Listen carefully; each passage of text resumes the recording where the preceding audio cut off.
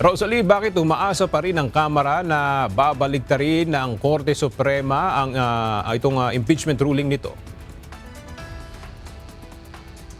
Aga nang inindigan si Attorney Antonio Bucoy, spokesperson ng House Prosecution Panel, na matibay at makatwiran ang kanilang argumento sa inihaing motion for reconsideration sa Korte Suprema.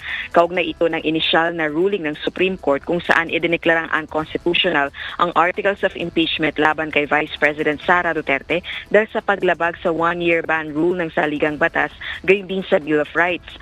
Ayon pa kay Attorney Bucoy, nakabatay ang kanilang apela sa katotohanan, sa konstitusyon at sa mga alituntunin ng Kamara hinggil sa impeachment at maging sa umiiral na jurisprudence.